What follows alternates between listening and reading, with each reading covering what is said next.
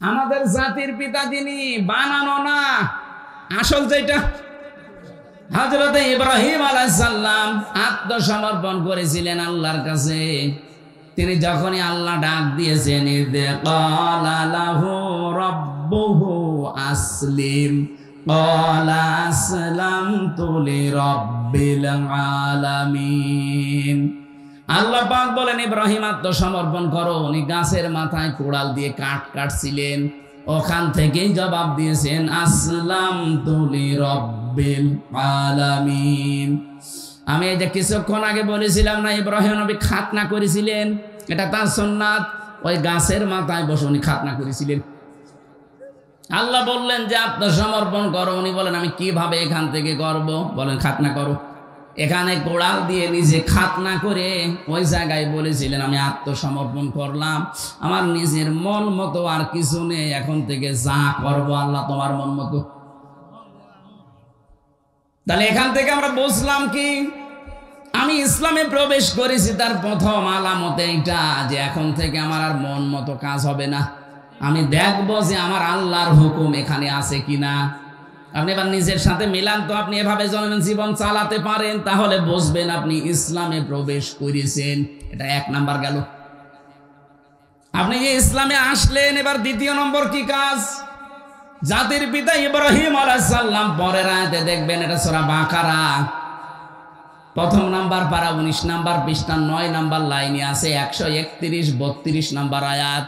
ওয়াসাা বিহা ইব্রাহিম বানিহি ওয়া ইয়াকুব ইয়া বানিয়া ইন্নাল্লাহা আসতাফা লাকুমুদ্দিন ফালা তামুতুন্না ইল্লা ওয়া আনতুম মুসলিমুন। বলেন আল্লাহু আকবার।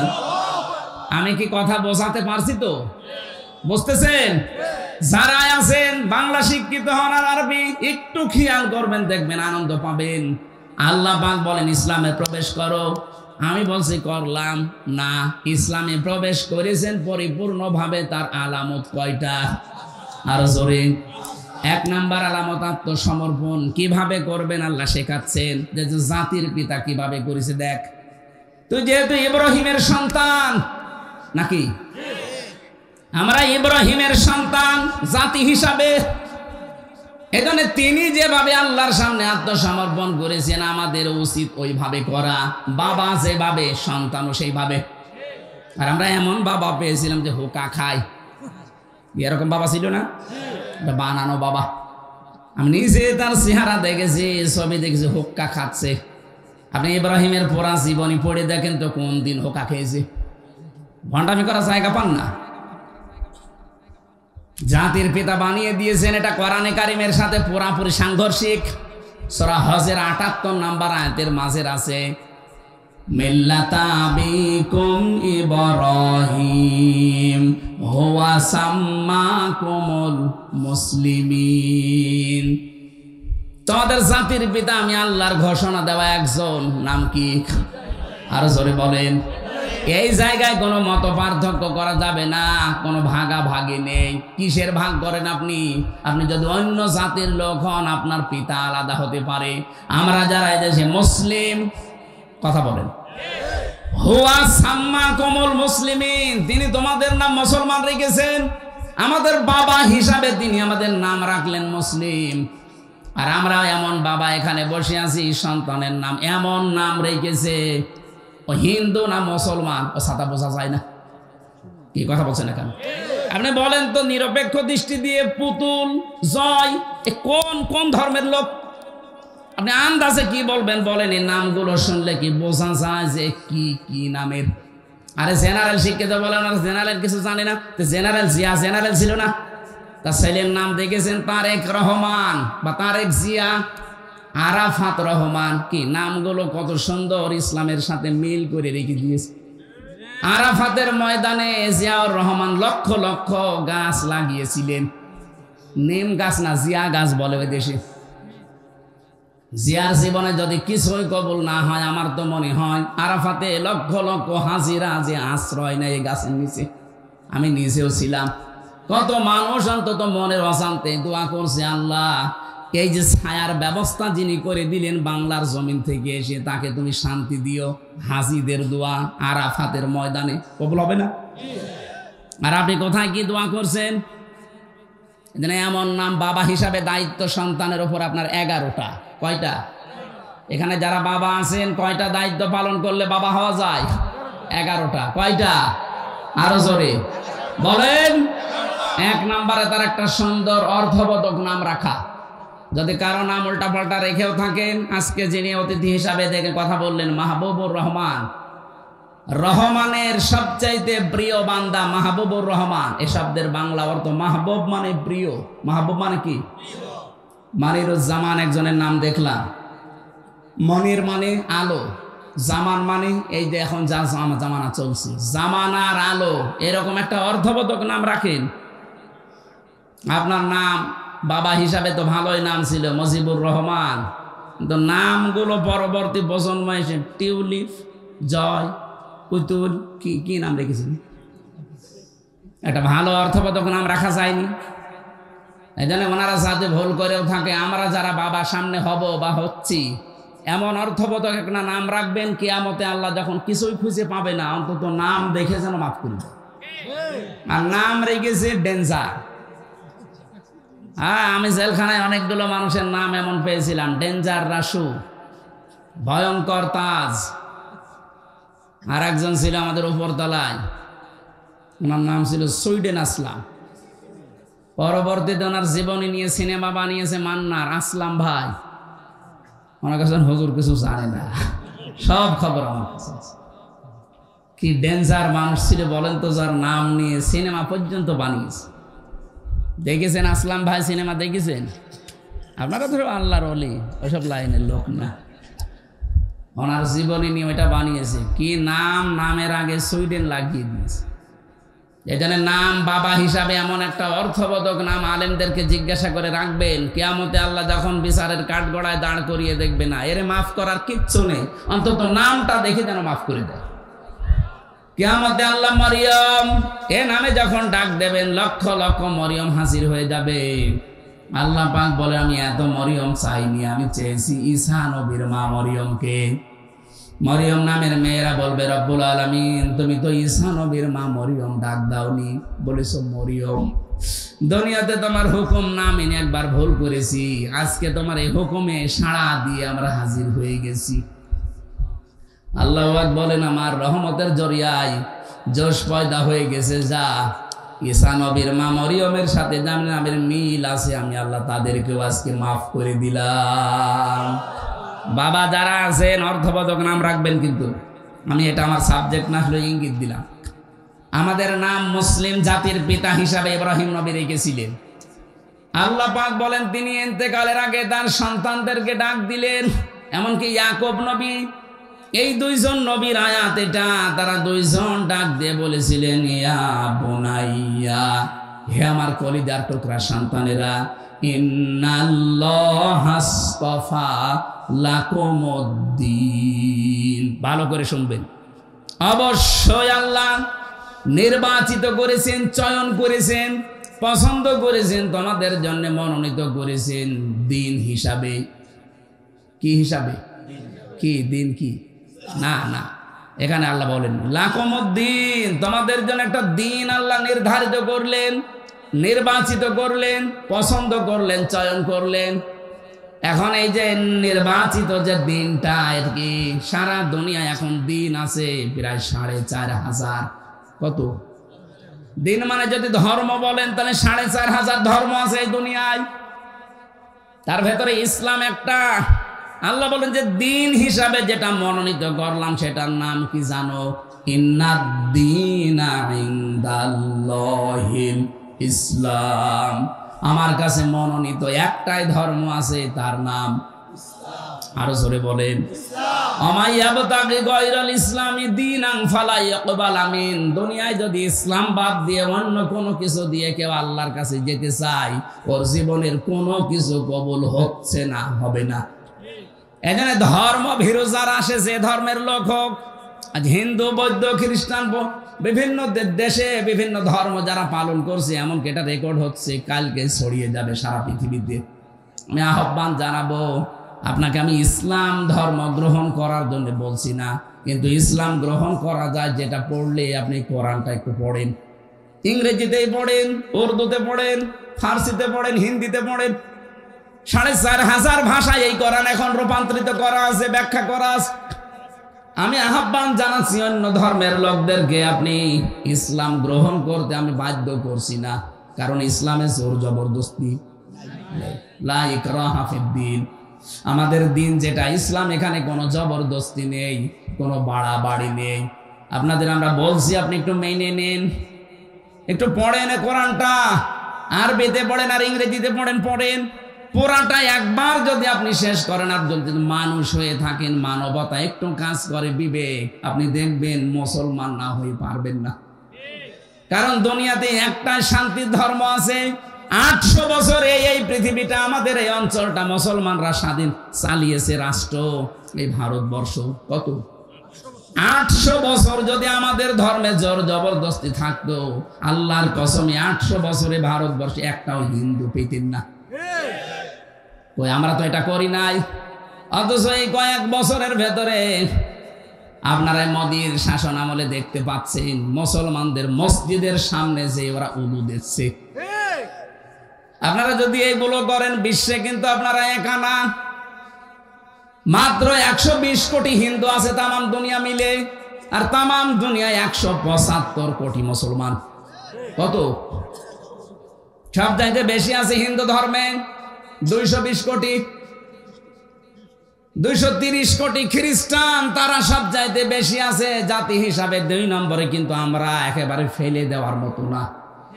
ঝামেলা করলে সারা পৃথিবীর মুসলমান যদি এক হয়ে যায়, শেষে আর পোড়ানোর মতো হিন্দু পাওয়া যাবে না। এজন্য আমরা সব মিলেমিশে থাকতে চাই। আজ ভারতবর্ষে যা করছেন, এটা দেখলে আমাদের কান্না আসে যে আপনাদেরকে আমরা ৪ ভাগ ৯৬ ভাগ মুসলমান, আমরা মাত্র ৪ ভাগ আপনারা জামায়া ধরে রেখেছি। এক কথা বলছেন না কেন? ৮০০ বছর শাসন হয়েছে, একটা মানুষকেও জোর করি না যে মুসলমান হওয়াই লাগবে, এখনো করি না। শুধু বলছে আপনি পড়েন, ধর্মীয় গ্রন্থ যদি সত্যি পড়েন আপনার বিবেকে নাড়া দেবে।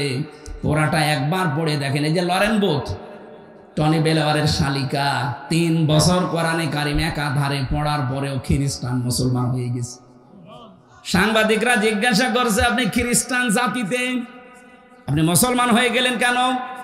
লরেন বুথ বলছে, দেখেন আমি কোরআনে কারিম মুসলমানদের ধর্মীয় গ্রন্থ পুরা ৩ বছর টানা টানা করে পড়েছি, আনা কম সানা কম করে না, বুঝে বুঝে পড়েছি, ব্যাখ্যা সহ। ৩ বছর আমি ৫৩ জায়গায় লাল দাগ দিয়েছিলাম। ওরা বলে আমাদের ধর্মীয় গ্রন্থ কোরআনে কোনো ভুল নেই, আমি পেয়েছি ৫৩ জায়গায় লাল দাগ দিয়ে দিয়ে ভুল ধরলাম। তো আল্লাহ যেখানেই ভুল ধরি দেখি তার পরের আয়াতে, পরের পাড়ায় আল্লাহ এই জবাব ১৫০০ বছর আগে দিয়ে দিয়েছে। শেষে আমার জীবনের ভুল ধরা পড়ে গেছে, আমি আর নিজের ধর্মেই থাকি নাই, চলে এসেছি ইসলামে। লরেন বুথ কিন্তু যেমন তেমন মেয়ে লোক না, টনি বেলাওয়ারের শালিকা, অনার্স মাস্টার্স এবং পিএইচডি করা একজন মহিলা। এই মহিলা যদি এই অবস্থায় ৩টি বছর কোরআনের কাছে এসে নিজের ধর্ম বাদ দিতে পারে, বাংলাদেশ সহ বিশ্বে যারা অন্য ধর্ম মানেন, আপনি যদি সত্যিই পরবর্তী যে জগৎ আসতেছে এটা বিশ্বাস করে থাকেন, আমরা পরকালে বিশ্বাসী, আর হিন্দুরা পুনরুজ্জন্মে বিশ্বাসী, যে ওরা আর একবার জন্ম নেবে, আবার আসবে। যদিও এটা বাস্তবতার সাথে মেলে না। এজন্য আহ্বান জানাবো, আপনারা আসেন, আমাদের ধর্মীয় গ্রন্থ এটা সবার জন্য উন্মুক্ত। আপনাদের অন্যান্য ধর্মের মতো না যে ধর্মীয় গ্রন্থ খালি ওই ঠাকুররা পড়তে পারবে আর কেউ পড়তে পারবে না, এটা সবার জন্য, সে যেই হোক। কথা বলেন না কেন? হাদা বায়ানুল লিন্নাস হুদাল লিন্নাস। মানুষ আপনি পড়েন, আপনাকে পরিবর্তন করতে কোরআন বাধ্য করবে, এমন কিছু আল্লাহ এর ভেতরে দিয়ে রেখেছে। তাহলে এই যে ষড়যন্ত্রগুলো হচ্ছে, এটা আশা করি বন্ধ হয়ে যাবে। তাহলে দিন হিসাবে আল্লাহর কাছে মনোনীত ইসলাম, ইসলাম বাদ দিয়ে অন্য কোনো নিয়ম নীতি দিয়ে আল্লাহকে রাজি করা যাবে না। ৪৫০০ ধর্মের কোন ধর্ম আল্লাহর কাছে গ্রহণযোগ্য না, শুধু ইসলাম বাদ দিয়ে। সুতরাং যারা ইসলাম পেয়েছি, ইসলাম মানি, বলেন আলহামদুলিল্লাহ।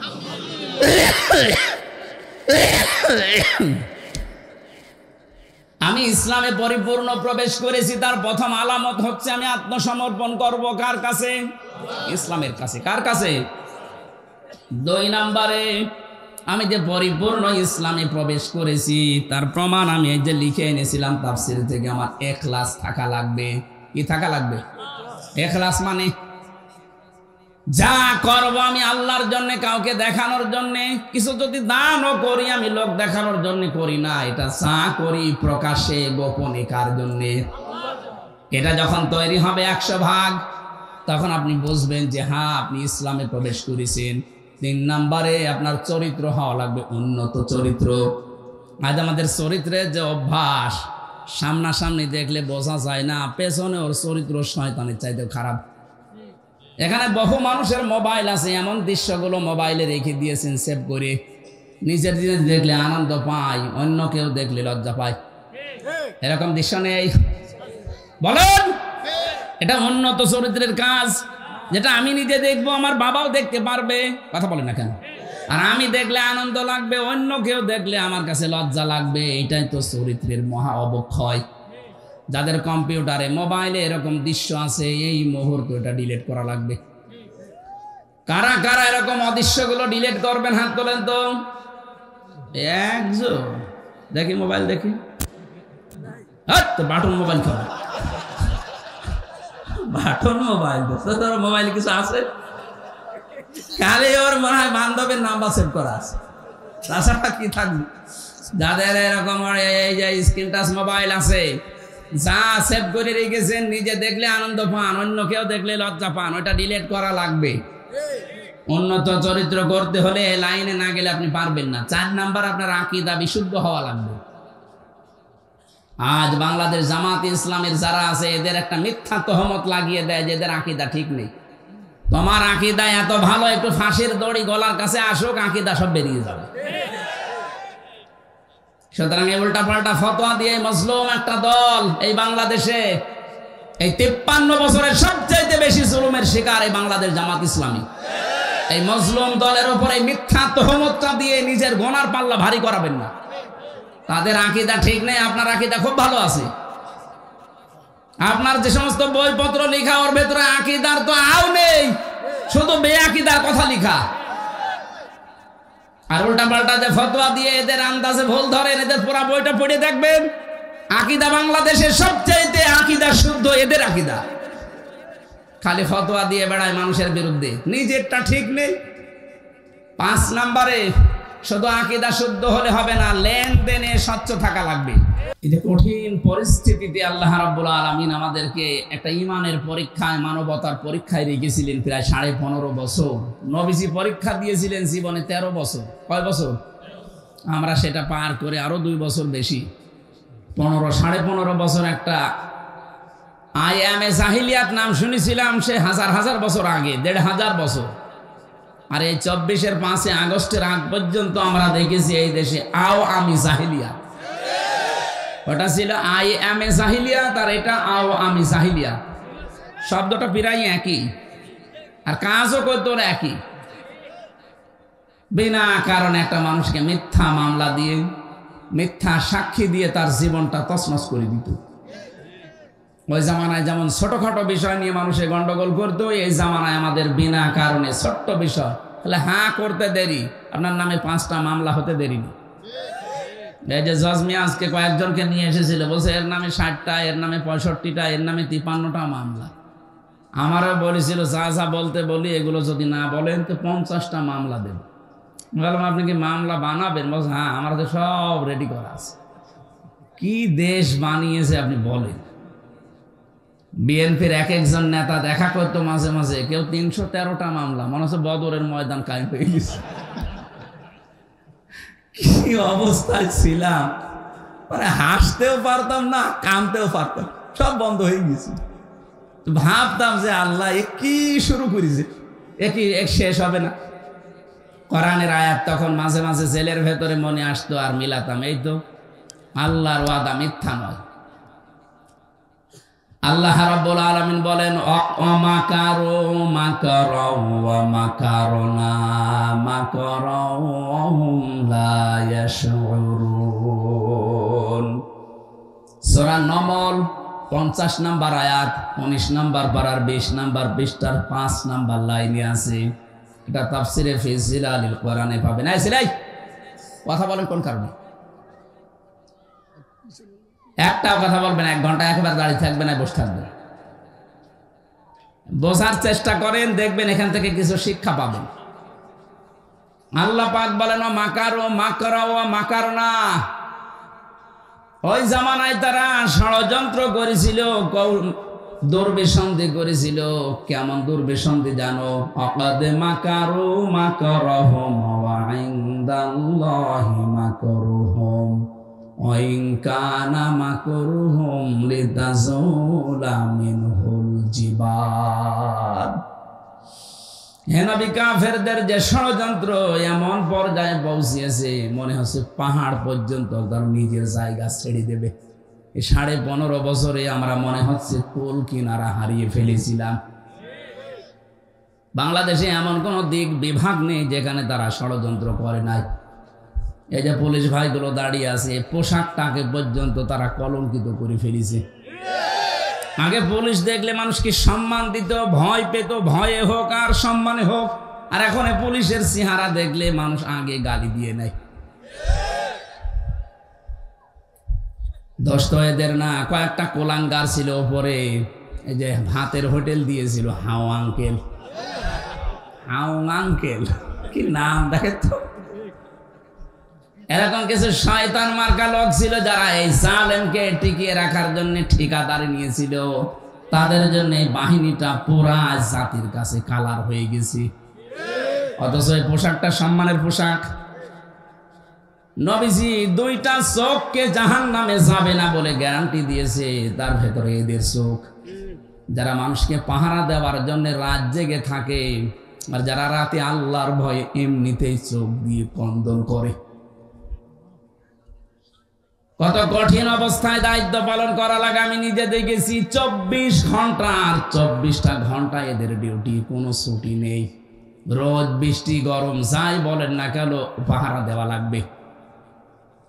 আমি ভেবে দেখেছি বাংলাদেশে যারা দায়িত্বে আছে প্রশাসনের, সে যে বিভাগেই হোক, বিশেষ করে পুলিশে, অন্যগুলোতে একটু ছাড় আছে।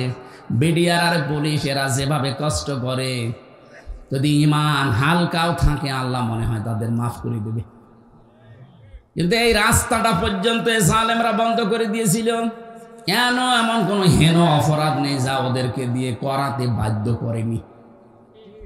চেন অফ কমান্ডে চলা লাগে, উপরের থেকে ওই অলি যা বলবো তাই করা লাগবে।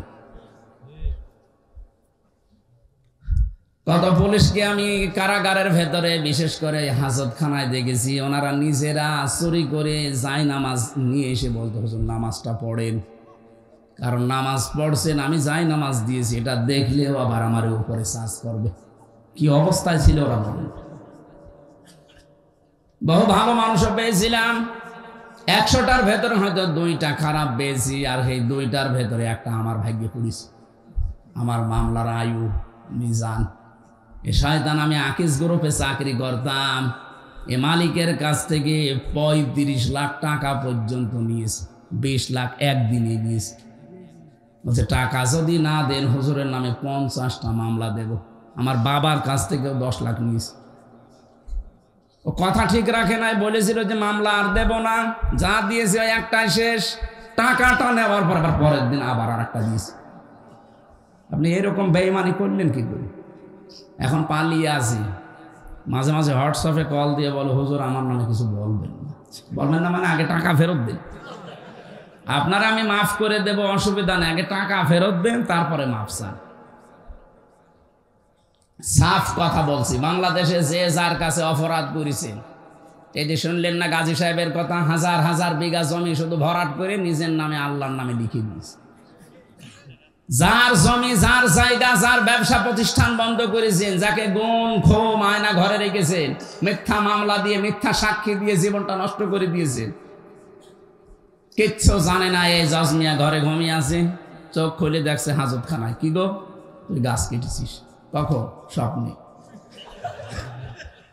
আপনি জিজ্ঞাসা করেন, স্বপ্নে গাছ কাটা মামলা পর্যন্ত।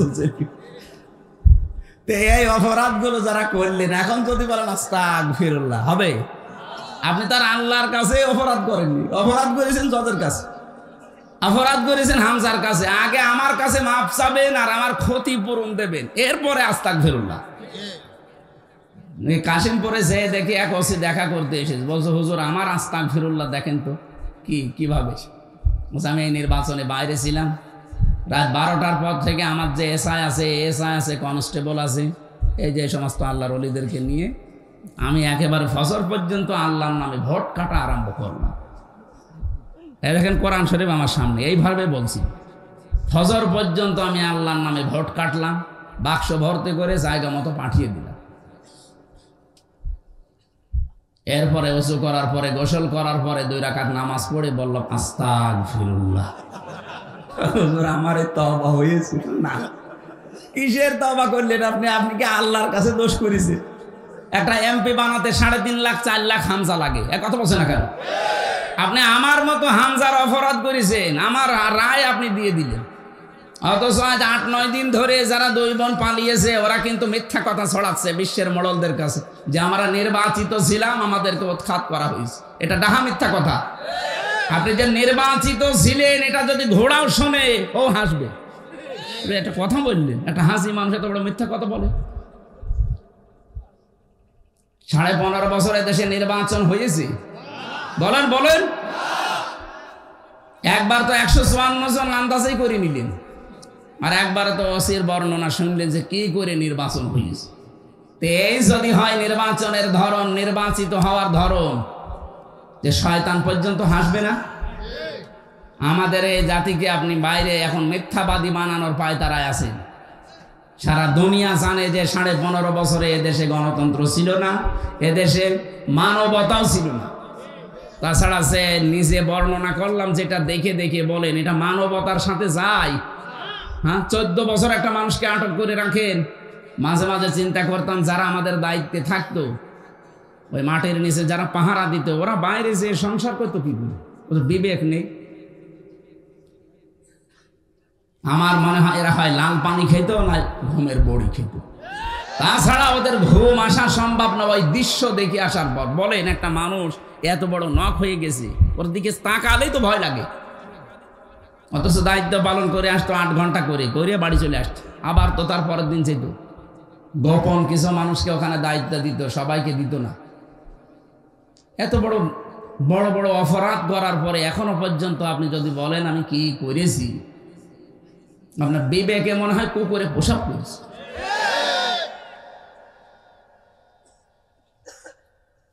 জালেমদেরকে আল্লাহ মাফ করবে না, কারণ জালেমদের হেদায়েত আল্লাহ বন্ধ করে দিয়েছে। আল্লাহু লা ইয়াহদিল কওমাজ জালিমিন। জালেমদের আমি আল্লাহ হেদায়েত দিচ্ছি না, দেবও না। ইয়াহদি এটা মজারে, যারা আলেম আছে জিজ্ঞাসা করেন। ইয়াহদি মজারে, বর্তমান ভবিষ্যৎ, প্রেজেন্ট ফিউচার। কোন জালেম তাকে আল্লাহ পথ দেখাচ্ছেন না, ভবিষ্যতে দেখাবেনও না। এজন্য জালেমদেরকে যারা টিকিয়ে রাখার জন্য চেষ্টায় ছিলেন, তাদের কপাল শেষ। এ দুনিয়াও শেষ আপনার, আর আখেরাত তো শেষই। কারণ জালেমদের বিরুদ্ধে মামলা দায়ের করবে সরাসরি আল্লাহ নিজে। সূরা শুরার 42 নম্বর আয়াত, ইন্নামাস সাবিলু আলাল্লাযিনা ইয়াজলিমুনান নাস। অবশ্যই আমি আল্লাহ নিজে মামলা দেব জালেমদের বিরুদ্ধে। কথাটা ছোট, কিন্তু এর ওজন কত টের পাচ্ছেন? মামলার বাদী যত বড় হয়, মামলা কিন্তু তত কঠিন হয়। কথা বলেন না কেন? আমার মামলার বাদী ছিল সরাসরি উনি। যদি সলিমদ্দি কলিমদ্দি হতো না, 2 দিনে বের হয়ে চলে আসতাম। যেহেতু সরাসরি বাদী উনি, এজন্য লাল কালি দিয়েছিল।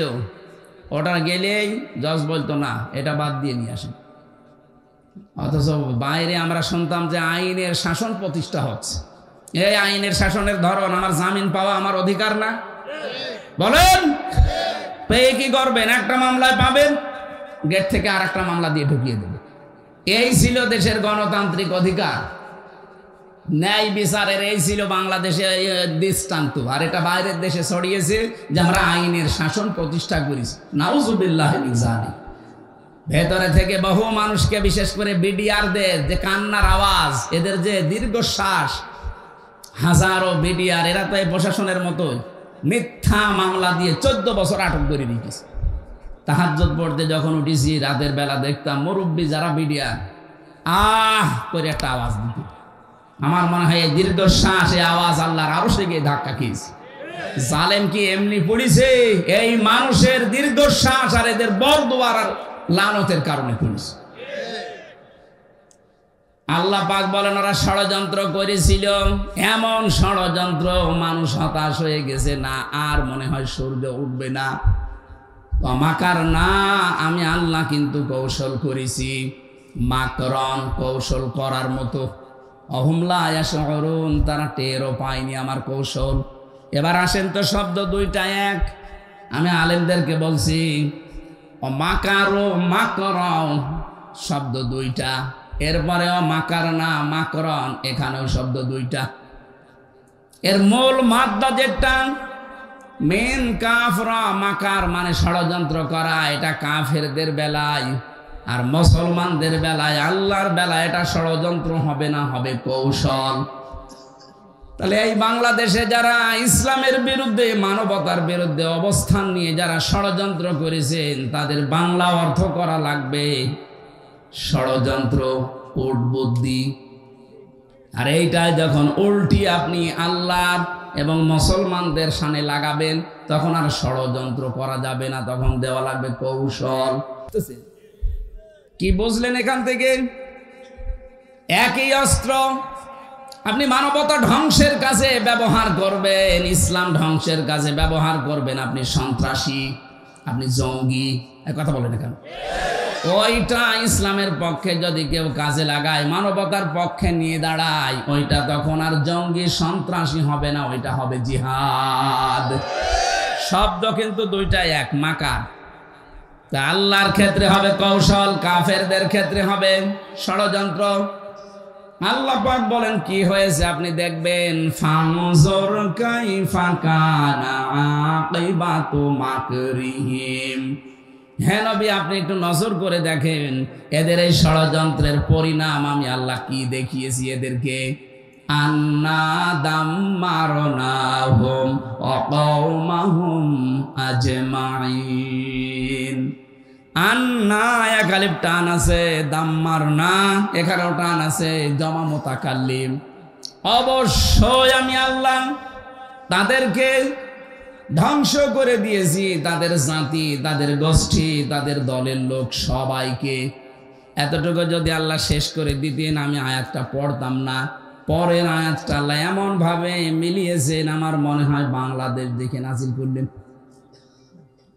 আপনি একটু দেখেন তো পরের শব্দটা, ফাতিলকা বুয়ুতুহুম খাবিয়াতাম বিমা যালামু ইন্না ফি যালিকা লাআয়াতান লিকাওমিন ইয়ালামুন। আমি এখানে দুইটা শিক্ষা বের করেছি, এই ভালো করে শুনুন। এই ছেলে, ওঠাউঠি করো, কি সমস্যা? কি বসো। প্রসাব পায়খানার বিড়ি খাওয়া ছাড়া যদি কেউ বাইরে যান, তার খবর আছে।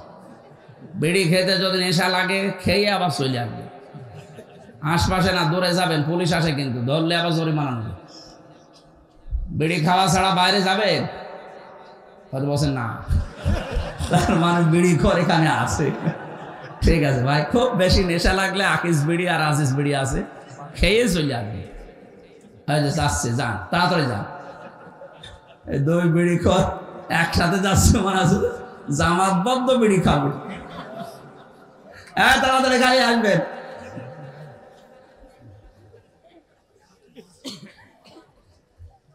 দিলেন বক্তব্যের আগে, এটা সূরা নমল থেকে বলছি, 50, 51, 52 নম্বর আয়াত। আল্লাহ পাক বলেন ফাতিলকা, এই যে ঘর, বয়ুত, বাইতুনের বহুবচন বয়ুত দিয়েছেন। আল্লাহ বলেন হে নবী একটু তাকান না কেন, এই সেই ঘর। এই সেই, এই জবাব দেন, এই সেই কি? এই সেই ঘর কি? আল্লাহ বলেন এই সেই ঘর, খাবিয়াতান, জনশূন্য করে দিয়েছি, সার শূন্য করে দিয়েছি, ওজাড় গৃহ বানিয়ে দিয়েছি। বিমা যালামু, তাদের জুলুমের কারণে। এই আয়াতটা যে কত বাস্তব, আগস্টের 5 তারিখের বিকাল 5টা বাজতে বাজতে আল্লাহ মিলিয়ে দিয়েছেন। সারা বাংলাদেশের 64 জেলার 630টা থানা, যেখানে যেখানে জালেমদের বাড়ি ঘর ছিল, মানবতা একেবারে উল্টিয়ে দিয়েছে। আপনি দেখেন 2.5-3 ঘন্টার ব্যবধানে একটা ইট পর্যন্ত খুলে নিয়ে চলে গেছে। আমার কুষ্টিয়ার হানিফ কি দাপট ছিল, হাসিনার পরেই মনে হয় ওবায়দুল কাকা, এরপরে হানিফা, এরে আল্লাহ এমন অপমান করেছে, ওর বাড়ির ইটও এখন আর নেই, ওর বাড়ি এখন জাতীয় টয়লেট হয়ে গেছে। কারো পেটে ব্যথা হলে আমার মনে হয় ওখানে যে টয়লেট করে আসে। আমি আবু জেহেলের বাড়ি একবার বুঝতে পারি না যেটা আবু জেহেলের বাড়ি, কাবা শরীফ তাওয়াফ করার পরে দেখছি উপরে একটু ঘুরি, যে দেখি পেটে ব্যথা। এক পুলিশকে ডাক দিয়ে ওনার ভাষা দিয়ে বললাম, ভাই এতক্ষণ তো ভালো ছিলাম, এখন আমার পেটে ব্যথা করছে। পুলিশ আমার বলছে, ইয়া হাজি আল হজ্জা, তাই না বিলা দোকান। ও হাজি, দেশ কোথান? জি তুমি বাংলাদেশ। বাংলাদেশ থেকে এসেছি। উনি আমার বলছে, ইয়া আখি ইয়া সাদেক, হে ভাই আপনি হাজি মানুষ, আপনি এখনো জানেন না এটা কোন জায়গায়? না তো, আবু জেহেলের বাড়ি। আপনি এখনো পায়খানা না করে দাঁড়িয়ে আছেন? দাঁড়িয়ে দাঁড়িয়ে করেন পায়খানা করে, দেখছেন আমার পেটের ব্যথা ভালো হয়ে গেছে। কারণ ওই জায়গাটা ছিল জুলুমের কারখানা। কথা বলেন না কেন? আর সারা বাংলাদেশের যেখানে যেখানে জুলুম হয়েছে, তাকান ওই জায়গাগুলো আল্লাহ অভিশপ্ত বানিয়ে দিয়েছেন। 3 দিন আগের পেপারে দেখলাম, এই যে ঢাকার যে বাড়িটা, মানুষ অনেকে আবেগে যে চুমা খেত, অথচ সে বাড়িতে 8-9 জন একসাথে যে পোশাক করছে, মনে হচ্ছে জামাতবদ্ধ পোশাক চলছে, বিভিন্ন দিকে মুখ করে সবাই। আমার মনে হয় ওদের পেটেও ব্যথা, ওই জায়গায় কাজ করলে মনে হয় পেটের ব্যথা ভালো হয়ে যাচ্ছে। আমার তো যা মনে হচ্ছে কোরআনের আয়াতের দিকে তাকিয়ে, এখানে যেহেতু গণতন্ত্র হত্যা, মানবতা হত্যা, ইসলামের দুর্বিসন্ধি ওই বাড়ি থেকে হইতো, ওইটাই তো সারা দেশে কার্যকর হতো। এই কথা বলছে না কেন? যত রকমের মানুষকে কষ্ট দেওয়ার বুদ্ধি ওখান থেকে মানুষ বের করতো। একটা স্বামী হারা মানুষকে বাড়ি থেকে উচ্ছেদ পর্যন্ত করেছে ওই জায়গার পরিকল্পনা নিয়ে। মহিলার কান্না দেখেননি? বেগম জিয়া যে কান্না করেছে, আমার মনে হয় এদেশের প্রত্যেকের চোখে ওই কান্না দিকে পানি চলে এসেছে। এগুলো করেছে, আবার নিজে নিজে বলছে। বাইরের দেশে যখন যেত বলতো ওনাকে উৎখাত করতে পেরেছি, এইটাই আমার সফলতা। নাউজুবিল্লাহ। এমনি তার ছেলেটা মারা গেছে, আর এক ছেলে তো মাজা ভেঙে দিয়েছেন, আর ওনার এমনিতেই স্বামী নেই। এটা বিধবা মেয়ে লোক, যে কদিন আছে দুনিয়ায় থাক না, তারে পর্যন্ত আপনি বাড়ি থেকে এক কাপড়ে বের করে দিলেন। মানে আমরা মানবতার মানুষ কন্যা, শয়তানের মানুষ কন্যা দেওয়া দরকার। যা উপায়ন্তর দেখেছিলাম, আবু জেহেলের বাড়ির দিকে তাকিয়ে, বাংলাদেশের জালেমদের বাড়ির দিকে তাকিয়ে আমার মনে হচ্ছে এদেশের জালেমদের এই বাড়িগুলো, ব্যবসা প্রতিষ্ঠান, এদের অফিস আদালতগুলো আমার মনে হয় জাতীয় টয়লেট হয়ে যাবে। মানুষের দেশে পেটে ব্যথা হবে, বিভিন্ন মানত করবে, আর যে ওই জায়গায় ফেলে আসবে। এখানে কেন আল্লাহ এটা দিলেন? পরের আয়াতে শব্দের দিকে তাকাবেন, ইন্না ফি যালিকা লাআয়াতান। কেন লামে তাকিদ? আরবি গ্রামার যারা বোঝেন আপনি টের পাচ্ছেন। আল্লাহ বলেন অবশ্যই এর ভেতরে শিক্ষা আছে। লাম দিয়েছেন অবশ্যই, এর আগে আবার ইন্না আছে, ইন্না ফি যালিকা লাআয়াতাল লিকাউমিন ইয়ালামুন। যারা জ্ঞানী মানুষ তাদের জন্য শিক্ষা কি? আমি আল্লাহ এটা নিদর্শন করে রাখলাম যে জালেমদের যে জায়গা, এগুলো আমি আল্লাহ অভিশপ্ত করে দেই। পরবর্তী প্রজন্ম দুনিয়াতে যারা আসবে, যারা চেয়ারে বসবে, তারা যেন জুলুমকারী হয়ে না যায়। এরা 15.5 বছর দীর্ঘ সময় যদি ক্ষমতায় থেকে জুলুম করার কারণে বাড়ি ঘর পর্যন্ত এখন উজাড় হয়ে গেছে। এই ঢাকা শহরে 8 কোটি 12 কোটি 15 কোটি টাকা দামের গাড়ি পড়ে আছে, পরিচয় দেওয়ার মতো কেউ নেই। দরবেশ বাবার গাড়ি শুনলাম 8.5 কোটি টাকা দাম পড়ে আছে, এখন ঢেকে রাখা আছে। 8.5 কোটি টাকা দামের গাড়ি পড়ে আছে, পরিচয় দিতে ভয় পাচ্ছে, কারণ দরবেশের যা টাকা সবই অবৈধ টাকা। 7টা ব্যাংক থেকে লুট করেছে 36,000 কোটি টাকা, যেটা দিয়ে পদ্মা সেতু তৈরি করেও আরো 4,000 কোটি টাকা বেঁচে থাকবে। কি করে গিয়েছেন দেশটাতে? আর এত বড় বড় দাঁড়ি রেখেছিলেন মানুষকে ধোকা দিয়ে বোকা বানাতে। ও দাঁড়ি কেটে ফেলেছে, ভালো করেছে, কারণ ওই শয়তানের দাঁড়ি থাকলে মানুষ ধোকা খেতে হবে। কথা বলেন, ওর মুখে দাঁড়ি মানায় যারা মানুষের সম্পদ আত্মসাৎ করে। কোটি কোটি টাকা ঋণের বোঝা মানুষের মাথায় দিয়ে চলে গেলেন। এই ঋণ পরিশোধ করতে এখন আমাদের গলা কাটা হয়ে দাঁড়িয়েছে। এক একটা মানুষ এখন দেশে জন্ম নিলেই তার মাথার উপরে 1 লাখ টাকা ঋণ, অথচ এদের ছেলে মেয়ে দলের লোক কোটি কোটি টাকা পাচার করে বেগম পাড়া বানিয়েছে। এক কথা বলছেন, তাহলে আমরা এখান থেকে কি নিতে চাই? জালেমদের যে বাড়ি ঘর পর্যন্ত আল্লাহ উজাড় গৃহ বানিয়ে দিলেন, জনশূন্য করে দিলেন, অভিশপ্ত জায়গা বানিয়ে দিলেন, সে আল্লাহ এখন শক্তি হারিয়ে ফেলেছেন। এই জন্য আগামীতে যারা আসবেন ক্ষমতার চেয়ারে বসে যেন জুলুম করবেন না। ওদের 15 বছরের ইতিহাস আল্লাহ যদি 3.5 ঘন্টায় পাল্টিয়ে দিতে পারে, আপনি তো 5 বছরে 3.5 ঘন্টা না 1 ঘন্টায় পাল্টিয়ে যাবেন। এই জন্য আশা করছি আয়াত থেকে শিক্ষা নিয়ে সংযত হবেন। আল্লাহ পাক পরের আয়াতে আবার জানিয়েছেন, ওয়ানজাইনাল্লাযীনা আমানু ওয়া কানু ইয়াত্তাকুন। যারা এই দুনিয়ায় ঈমান এনেছিল সত্যিকারের, আর যারা তাকওয়া অবলম্বন করে চলেছিল, আমি আল্লাহ তাদের এই গজব থেকে বাঁচিয়ে দিয়েছি। দেখেন তো 15.5 বছরে 3.5 ঘন্টার ভেতরে সব উল্টিয়ে গেল। কিন্তু কত অসহায় মানুষ 15.5 বছরে ঈমানের উপরে টিকে ছিল, যারা এত জুলুম অত্যাচার নির্যাতন সহ্য করেও যারা উল্টা পাল্টা কাজ করেনি, আল্লাহ ঠিক তাদেরকে এখনো পথে দাঁড় করিয়ে রেখেছেন। এখনো তাদের মাথা সোজা আছে। নাই তো একটা মানুষ 350 মামলা মোকাবেলা করেও টিকে থাকতে পারে। আপনি টের পাচ্ছেন? আমি 2 মামলায় আমার জীবন অতিষ্ঠ হয়ে গেছে। ওর 313টা মামলা পেয়েছি আমি বিএনপির একজনের, এখনো টিকে আছে। এই জন্য আমরা চাই আগামী প্রজন্ম যারাই আসবেন না কেন জালেম হবেন না। তাহলে আপনাকে আল্লাহ এই জালেমদের মতো নিচু করতে বেশি সময় নেবে না। এরপরেও যদি কেউ শিক্ষা না নেয়, ওর কপাল পোড়া। আল্লাহ আমাদেরকে তুমি বাঁচাও, বলেন আমিন। এই জন্য আমার কথা ছিল, যারা মিথ্যা কথা মানুষকে বলছেন আমরা নির্বাচিত ছিলাম, এই মিথ্যাটা আর বলবেন না। সারা দুনিয়া জানে যে আপনারা অনির্বাচিত, জোর করি 154 জন এমনি হয়ে গেছে। কথা বলে না কেন? আমার বংশের 100 জনের প্রায় 98 জন এই আল্লাহর ওলির মুরিদ ছিল। ওরা আমার মনে হয় নবীজিকে নবী মানতো শুধু নামে, ওদের আসল নবী ছিল বঙ্গবন্ধু। এমন কড়া, আমি 3টা বছর জেলে কোনোদিন খোঁজও নেয়নি, খবরও নেন। আমার আব্বাকে দেখলে আরো টিটকারি দিত।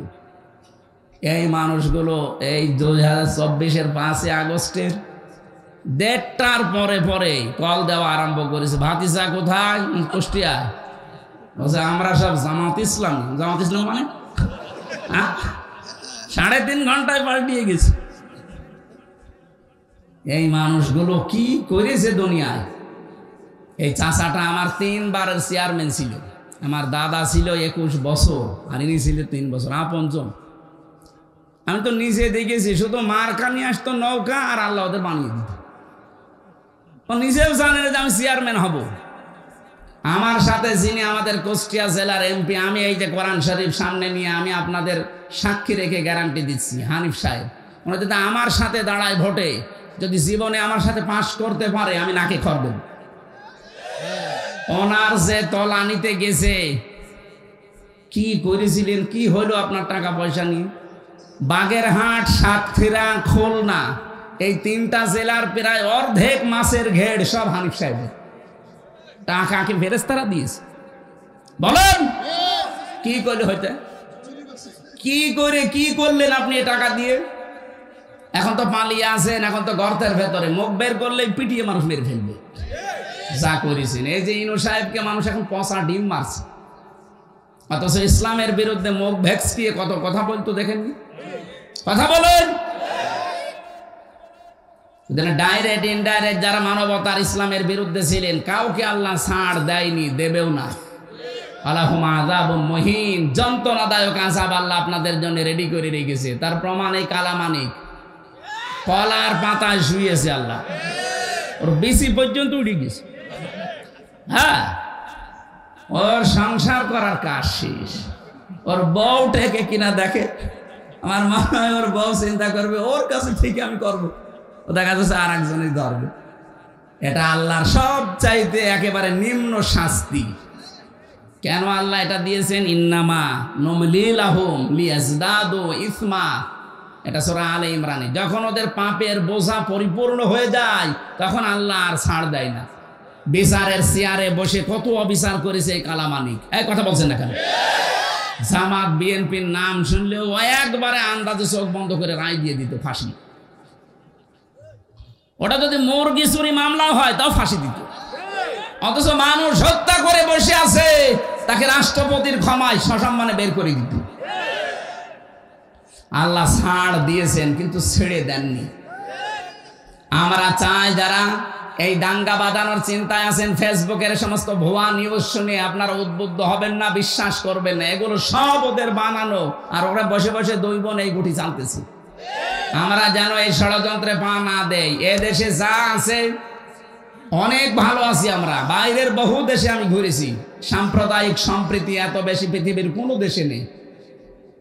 ইসকন নিয়ে যেটা সমস্যা চলতো এটা আন্তর্জাতিক ভাবে না। ইসকন এবং হিন্দু এক জিনিস না। ওকে বলাৎকারের জন্য পর্যন্ত ইসকন থেকে বহিষ্কার করা হয়েছে। এখন সব বের হচ্ছে, তার যে চরিত্র সব ভিডিও বের হচ্ছে। সুতরাং হিন্দু ভাইরা যারা আছেন, অন্য ধর্মের যারা আছেন, উস্কানিতে পা দেবেন না। আর এই ফেসবুকের 100টার মনে হয় প্রায় 70টা কথা মিথ্যা কথা। এই কথা বিশ্বাস করে কেউ যদি আবেগে আপ্লুত হয়ে না, সেই যশোরে একবার গিয়েছিলাম মাহফিলে 18 সালে 19 সালে যশোর MM কলেজের মেয়েরা মিছিল করছে ইফটিজিং এর বিরুদ্ধে, ডাইরেক্ট অ্যাকশন। একটা 20 বছর 25 বছরের যুবতী মেয়ে, বুকে কোনো ওড়না নেই, একটা স্কিন টাইট প্যান্ট পরা, গেঞ্জি হাফ গেঞ্জি গায়ে দিয়ে, হাতাও হাতা নেই, এরকম একটা মেয়ে যদি এক হাতে ব্যানার ধরে আর এক হাতে বলে ইফটিজিং এর বিরুদ্ধে ডাইরেক্ট অ্যাকশন, কেমন লাগে বলেন? তখন আমি বাসে চলতাম, চিন্তা করলাম যশোরের ওই পালবাড়ি মোড়ে পুলিশ আবার ধরলে না জানে এবার কোন সালের অপরাধী বলে চালিয়ে দেয়। ঢুকলাম পাশে এক চার দোকানে, ঢুকে দেখছি পুলিশ চা খাচ্ছে। আরে ভাই, আপনার যন্ত্রণায় আসলাম আমি এখানে, আর আপনি আমার সামনে। হুজুর একটা কথা বলি, বলে এই যে মিছিল আসতেছে, যশোর MM কলেজের মেয়েরা অনার্সে মাস্টার্সে পড়ে, 22 বছর 25 বছর বয়স, বুকে কোনো ওড়না নেই। দেখছেন না কিভাবে মিছিল করছে? এক হাতে ব্যানার আর এক হাতে ইফটিজিং এর বিরুদ্ধে ডাইরেক্ট অ্যাকশন দিচ্ছে। পুলিশ আমার বলছে, হুজুর যে জিনিস আমি দেখছি মনে হচ্ছে ইফটিজিং আমি আগে করি। ঠিকই বলেছি। তাই জানা আপনারা উদ্বুদ্ধ হয়ে এরকম ইফটিজিং আমি আগে করে শুরু করেন না। ওনাদের ষড়যন্ত্র ওনাদের কাছে থাক, কেউ এই ষড়যন্ত্রে পা দেবেন না। এই যে কল রেকর্ড গুলো মাঝে মাঝে ফাঁস হয়, আপনি তো বাস্তবতা জানেন না। নিজে কল দেয়, নিজে রেকর্ড করে, নিজে এডিটিং করে, লোক দিয়ে নিজেই ছেড়ে দেয় মানুষের ভেতর একটা ভীতি তৈরি করার জন্য। আর বলে যে এই পুলিশ এই আওয়ামী লীগ, এই BNP, এই জামাতের লোকগুলো লিস্ট করে রাখো, আমি আসতেছি, আপনি আসেন। আপনি চট করে আসবেন, ফট করে আয়না ঘরে ঢুকিয়ে দেবো। ভণ্ডামি করার জায়গা পান না, যা করেছেন আল্লাহ আপনাকে মাফ করবেন। পৃথিবীর ইতিহাস পাল্টিয়ে দিয়েছেন আপনারা। আমি বললাম না বিশ্ববিদ্যালয়ে থাকাকালীন বহু ইতিহাস পড়েছি, কিন্তু এরকম কঠিন কড়া মানুষ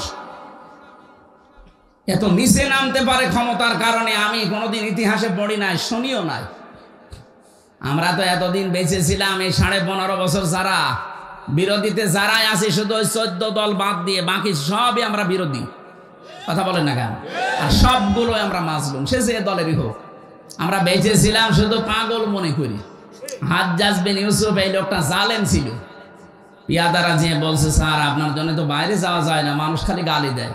গালি কে দেয় আমি দেখবো। ছদ্মবেশ নিয়ে বাইরে গেছি, এক গ্রাম্য লোক রাস্তায়, এই বেটা হাজ্জাজ বিন ইউসুফ লোকটা কেমন কেমন মানে ও তো জালেম জালেম, হ্যাঁ ওর বাবাও জালেম ও জালেম।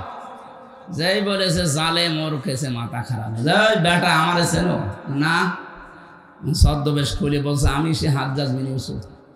চিন্তা করছে আমার তো মাথা থাকবে না, ডাক দিয়ে বলছে বাদশাহ নামদার আপনি আমার চেনেন না? আমি এই গ্রামের ওই লোক যার মাসে 2 দিন মাথা খারাপ হয়, আজকে তার পয়লা দিন। ও তুই পাগল, পাগল বলে বেশি গেছি। আমরা ওই 15.5 বছরে ওই 14 দল বাদ দিয়ে যারাই ছিলাম পাগল বলেছিলাম। এক কথা বলছে পাগল বলে বেশি ছিলাম।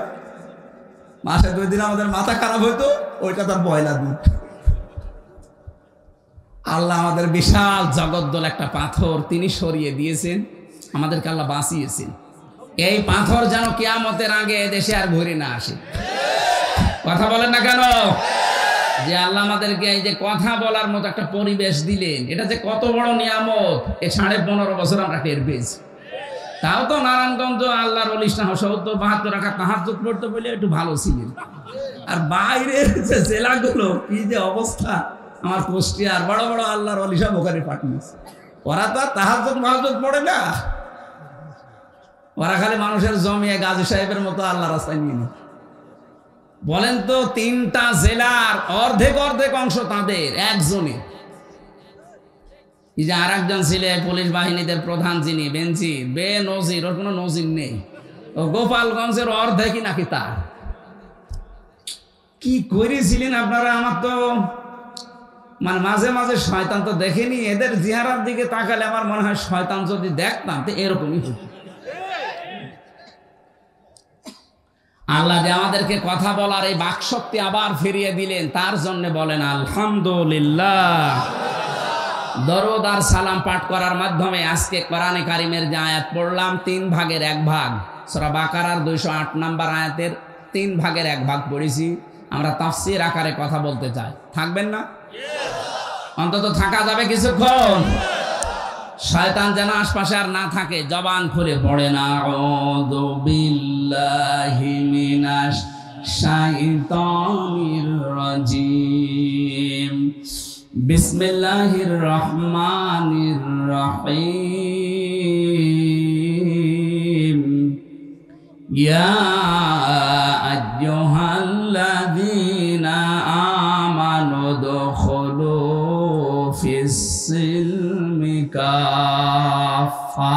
একটু ভালো করে শুনবেন, অ্যাক্টিভ ভাবে 10 মিনিট শুনেন, দেখবেন অনেকগুলো শিক্ষা আসবে। সূরা বাকারা 286টা আয়াত আছে, 40 রুকু আছে, মাত্র একটা আয়াতের 3 ভাগের 1 ভাগ পড়েছি। আমার এই মাথায় যত কথা এই আয়াত সম্পর্কে আছে, এই 1-1.5 ঘন্টা 2 ঘন্টা না, আমার জীবনের শেষ পর্যন্ত যদি আয়াত নিয়ে আলোচনা হয় জীবন শেষ হয়ে যাবে, এত কথা এর ভেতরে লুকিয়ে রেখেছি। আমরা তাফসীর আকারে বলতে চাই, আপনারা চলে যাবেন নাকি? যে 2-1 জন যাচ্ছে আর কি বিড়ি খেতে যাচ্ছে, হ্যাঁ আবার এসে পড়বেন। কিন্তু ইমানদারকে আল্লাহ ডাক দিয়েছেন, এখানে যদি কোনো বেঈমান থাকেন তাহলে চলে যান। বিড়ি খেলে কি মানুষ বেঈমান হয়ে যায়? না, বিড়ি খাওয়া খুব অত বড় গুনাহ না যে আপনি বেঈমান হয়ে যাবেন। আপনার মুখ গন্ধ হয়, আপনার লাঞ্চ নষ্ট হয়। শয়তানের যত কাজ কারবার আছে তার ভেতরে একটা কাজ শয়তান অপচয় করে। কথা বলেন এখন। তাহলে যারা বিড়ি খান এর বলেন অপচয় ছাড়া। এই জন্য যারা এগুলো খান বা খাচ্ছেন, আশা করছি আমি দয়া করে আপনার কাছে বলছি ছেড়ে দেবেন ভাই। যদিও আমি আকিস গ্রুপে আছি, এদের কাজই বিড়ি তৈরি করা, তারপরে ওদের ব্যবসা অন্তত বন্ধ হোক। আপনারা ছেড়ে দেন, ওদের ব্যবসা বন্ধ হয়ে যাবে। আমি বলেছিলাম সেদিন মালিককে যে স্যার এইটা ছেড়ে দিলেই ভালো হয়। বলছে আমি তো ওইটা নেই, ওটার ভেতরে আমরা নেই, ওগুলো এখন আমেরিকা টোবাকোর কাছে বেশি দিয়েছি। এখন আমরা এই মোজও বানাই, ক্লেমন বানাই, এগুলো দিয়ে এখন খাবার বানাচ্ছি, বাকি ওইগুলো সব ছেড়ে দিয়েছি। এখন তো আকিজের এক ছেলে উপদেষ্টা হয়েছে বশির ভাই। আল্লাহ যেন সততার সাথে দায়িত্বটা পালন করার তৌফিক তাকে দান করেন। কিছু কিছু ভালো মানুষ এখানে আছে, আর কিছু উল্টাপাল্টা লোক আছে। এই যে সমকামিতা প্রমোট করতো ফারুকি সাহেব, উনি যদি ফিরে তওবা করে ফিরে আসেন তো ভালো, না তো এরকম মানুষ দায়িত্বে থাকলে সমাজ আরো খারাপ হবে। কারণ যারা সিনেমা জগতে কাজ করে আপনি দেখেননি তাদের চরিত্রগুলো, নিজের বউ দিয়ে এই যে জেনার কারখানা খুলে রাখে। আরে ভাই, লজ্জা স্থানের জেনা না হোক, অন্তত চোখের জেনা তো হচ্ছে। তার বউকে কত মানুষ দেখে, চোখের জেনা হচ্ছে না? কেউ কেউ এমনকি উল্টা পাল্টা চোখও মারে। এই জন্য এরকম মানুষ আমার মনে হয় ৯৬% মুসলমানের দেশে। আমাদের মাথার উপরে এইগুলো না রেখে এমন মানুষকে মাথার উপরে নিয়ে আসে যারা দ্বারা ইসলামের এবং মানবতার কাজ হবে। কে এটা? কি আমার কি রাজনীতি হয়ে গেল? এটা আমাদের প্রাণের দাবি। যারা আছেন এমন মানুষকে রাখবেন, বশির ভাইয়ের মতো মানুষ রাখেন, ইসলাম এবং মানবতার জন্য যারা কাজ করবে। বিড়ি যারা খান ছেড়ে দেবেন কিনা বলেন? কারা কারা ছেড়ে দেবেন দেখে হাত তোলেন তো। একজন শুধু। ঠিক আছে ভাই, আপনি এটা ছেড়ে দিয়ে অন্তত পান আর চা খেয়ে। হ্যাঁ, পান তো খান, আপনি দেখে বোঝা যাচ্ছে খান। দোষ জিনিস খেয়ে বেকার আমাদের এই লাঞ্চ নষ্ট হয়ে যায়। বিড়ি খাওয়ার এই পৃথিবীতে একটাই মাত্র খাবার আমি পেলাম যার উপরে লেখা থাকে যে এটা খাবেন না, এটা নিষিদ্ধ। লেখা থাকে না? খেলেই ক্যান্সার হয়। পৃথিবীর কোন খাবারে লেখা আছে যে আমাকে খাবেন না? শুধু একটা বাদ দিয়ে ছাগলে পর্যন্ত খায় না। হ্যাঁ, এটা তো তৈরি হয় আমার কুষ্টিয়ার এই যে ভেড়ামারা, দৌলতপুর, এই সমস্ত জায়গায় দেখেছি। এই তামাক এগুলো সব বিছানা নাই, রাস্তার পাশে পাশে সব দিয়ে রাখে শোকাতে। ছাগলে গরুতে সব টয়লেট করে। হ্যাঁ, এগুলো ঝাড়া দিয়ে প্যাকেট করে পাঠিয়ে দেয়। রংপুরে ওদের কারখানা আছে, ওখান থেকে আবার প্রক্রিয়াজাত করে এসে যশোরে, কুড়িগ্রামে বিভিন্ন জায়গায় বানায়। যাই করে বাস্তবতা কিন্তু মাল মশলার সাথে লেগে থাকে। আর আপনি তো শোক টান দিচ্ছেন, টের পাচ্ছেন না ভেতর কি আছে। হয়তো অনেক ছাগল, গরু, বিড়ালের পোষা পায়খানা লেগে আছে, সেইটা আপনি খাচ্ছেন। আরে ভাই, বেড়া দেওয়া লাগে না এই খেতে, ছাগলও খায় না, আর আপনি ছাগলের তা তো খারাপ হয়ে গেলেন। আশা করছি এত লজ্জা দেওয়ার পরেও যদি কেউ এই নিকৃষ্ট কাজ ছেড়ে না দেয়, ও মনে হয় আজরাইল আসার আগে আর ছাড়বে না। আল্লাহ এখানে কোন বেঈমানকে ডাক দেননি, ডাক দিয়েছেন ইমানদারকে। কাকে? আল্লাহ রাব্বুল আলামিন ইমানদারকে ডাক দিয়ে জানিয়েছেন, ওদখুলু, প্রবেশ করো, ফিস সিলমি কাফা, ইসলামের ভেতরে পরিপূর্ণভাবে। জ্ঞানী মানুষ যারা, আলেম যারা, তাদেরকে বলছি, শব্দটা কিন্তু সিনের ওপরে জবর দিয়ে পড়লে সালমন মানে শান্তি, আর জের দিয়ে পড়লে সিলমন মানে ইসলাম। আল্লাহ এখানে সিন দিয়ে দিয়েছেন। কোন কোন তাফসিরে মুফাসসিরিন ইকরাম তারা সালমনও পড়ে। আল্লাহ বলেন, হে যারা ইমানের দাবি করো, তোমরা শান্তির ভেতরে প্রবেশ করো পরিপূর্ণভাবে। কিন্তু এখানে সিলমন, যেহেতু আমাদের দেশে আমরা সিলমন পড়ি, 7 কিরাতে কোরআন শরীফ পড়া যায়। কয় কিরাতে? এখানে যেটা আছে সিলমন দিয়ে, আল্লাহ পাক বলেন সিলমন মাহাজাতুল ইসলাম, তোমরা প্রবেশ করো ইসলামে পরিপূর্ণভাবে। কিভাবে? এখন আমরা যে পরিপূর্ণ ইসলামে প্রবেশ করেছি, এটার প্রমাণ কি? এটার আলামত কি? নিদর্শন কি? এই ভালো করে বুঝতেছেন? আল্লাহ আপনাকে ডাক দিয়ে বললেন, ইমানদার দাবি করো, ইসলামে পরিপূর্ণভাবে দাখিল হও, প্রবেশ করো। এখন আমি বলছি হ্যাঁ আমি প্রবেশ করেছি, হবে না। আল্লাহ বলেন 5টা বিষয় যদি তোমার ভেতরে পাওয়া যায় দুনিয়ায়, তাহলে আমি আল্লাহর ভাষায় তুমি ইসলামে পরিপূর্ণ ঢুকেছো। এই কথা বন্ধ করেন আগে, এটা ভালো করে বুঝবেন। বসেন বসেন। ইসলামে প্রবেশ করার আলামত কয়টা? এবার আপনি নিজের সাথে মিলান তো, আপনি প্রবেশ করেছেন কিনা, নাকি আন্দাজেই। 1 নম্বরে কেউ যদি বলে আমি ইসলামে প্রবেশ করেছি, তার প্রথম আলামত সে আত্মসমর্পণ করবে। কি করবে? আত্মসমর্পণ কিভাবে করে? আমাদের জাতির পিতা যিনি, বানানো না, আসল যেটা, হযরত ইব্রাহিম আলাইহিস সালাম আত্মসমর্পণ করেছিলেন আল্লাহর কাছে। তিনি যখনই আল্লাহ ডাক দিয়েছেন, ইদে ক্বালা লাহু রাব্বুহু আসলিম, ক্বালা আসলামতু লিরাব্বিল আলামিন। আল্লাহ পাক বলেন, ইব্রাহিম আত্মসমর্পণ করো। উনি গাছের মাথায় কোড়াল দিয়ে কাঠ কাটছিলেন, ওখান থেকেই জবাব দিয়েছেন আসলামতু লিরাব্বিল আলামিন। আমি এই যে কিছুক্ষণ আগে বলেছিলাম না, ইব্রাহিম নবী খাতনা করেছিলেন, এটা তার সুন্নাত। ওই গাছের মাথায় বসে উনি খাতনা করেছিলেন। আল্লাহ বললেন যে আত্মসমর্পণ করো। উনি বলেন আমি কিভাবে এখান থেকে করব? বলেন খাতনা করো। এখানে কোড়াল দিয়ে নিজে খাতনা করে ওই জায়গায় বলেছিলেন আমি আত্মসমর্পণ করলাম, আমার নিজের মন মতো আর কিছু নেই, এখন থেকে যা করবো আল্লাহ তোমার মন মতো। তাহলে এখান থেকে আমরা বুঝলাম কি, আমি ইসলামে প্রবেশ করেছি তার প্রথম আলামত এইটা যে এখন থেকে আমার আর মন মতো কাজ হবে না, আমি দেখবো যে আমার আল্লাহর হুকুম এখানে আছে কিনা। আপনি এবার নিজের সাথে মিলান তো, আপনি এভাবে জীবন চালাতে পারেন, তাহলে বুঝবেন আপনি ইসলামে প্রবেশ করেছেন। এটা 1 নাম্বার গেল। আপনি যে ইসলামে আসলেন, এবার 2 নম্বর কি কাজ? জাতির পিতা ইব্রাহিম আলাইহিস সালাম, পরের আয়াতে দেখবেন, এটা সূরা বাকারা 1 নাম্বার পারা 19 নাম্বার পৃষ্ঠা 9 নাম্বার লাইনে আছে, 131-32 নাম্বার আয়াত।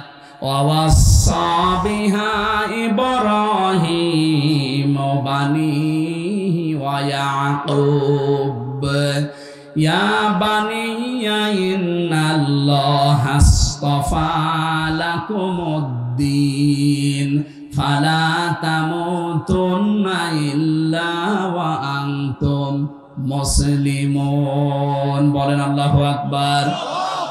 আমি কি কথা বোঝাতে পারছি তো? বুঝতেছেন? যারা আছেন বাংলা শিক্ষিত হন আর আরবি একটু খেয়াল করবেন, দেখবেন আনন্দ পাবেন। আল্লাহ পাক বলেন ইসলামে প্রবেশ করো, আমি বলছি করলাম না। ইসলামে প্রবেশ করেছেন পরিপূর্ণভাবে, তার আলামত কয়টা? আর জোরে। 1 নাম্বার আলামত আত্মসমর্পণ। কিভাবে করবেন আল্লাহ শেখাচ্ছেন, যে জাতির পিতা কিভাবে করেছে দেখ। তুই যেহেতু ইব্রাহিমের সন্তান নাকি, আমরা ইব্রাহিমের সন্তান জাতি হিসাবে, এখানে তিনি যেভাবে আল্লাহর সামনে আত্মসমর্পণ করেছেন, আমাদের উচিত ওইভাবে করা। বাবা যেভাবে, সন্তানও সেইভাবে। আর আমরা এমন বাবা পেয়েছিলাম যে হোকা খায়, এরকম বাবা ছিল না, বানানো বাবা। আমি নিজে তার চেহারা দেখেছি, ছবি দেখেছি, হোক্কা খাচ্ছে। আপনি ইব্রাহিমের পুরা জীবনী পড়ে দেখেন তো কোন দিন হোক্কা খেয়েছে? ভণ্ডামি করার জায়গা পান না। জাতির পিতা বানিয়ে দিয়েছেন, এটা কোরআনে কারিমের সাথে পুরাপুরি সাংঘর্ষিক।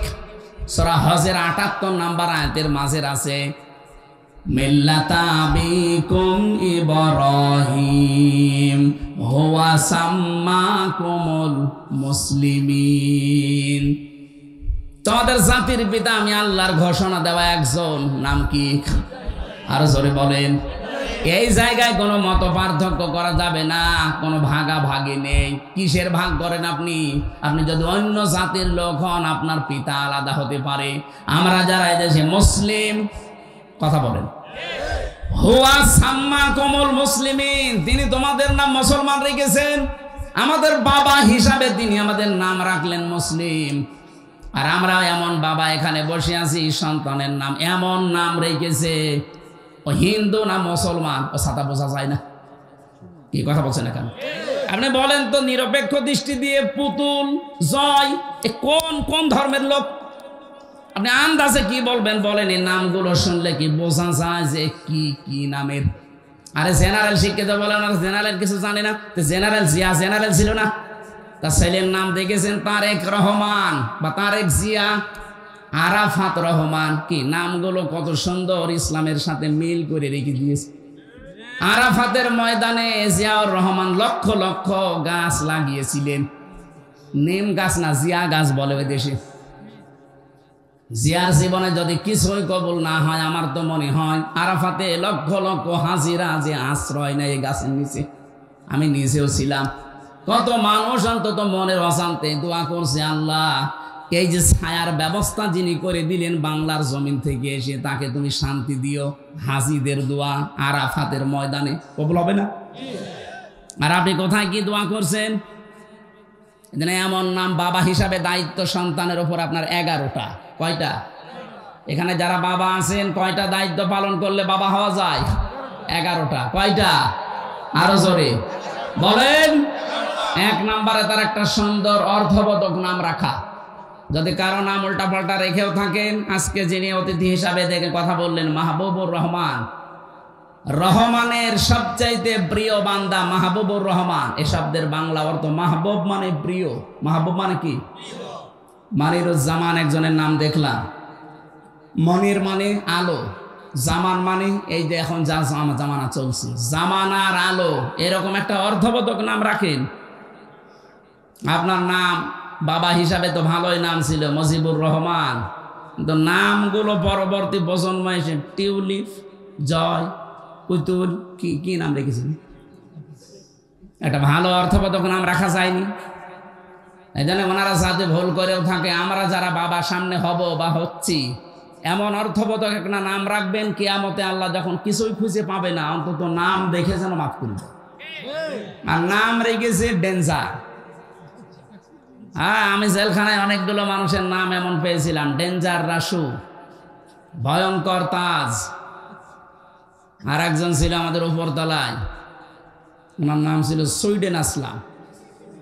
পরবর্তীতে ওনার জীবনী নিয়ে সিনেমা বানিয়েছে মান্নার, আসলাম ভাই। ওনার কাছে হুজুর কিছু জানে না, সব খবর আমার কাছে।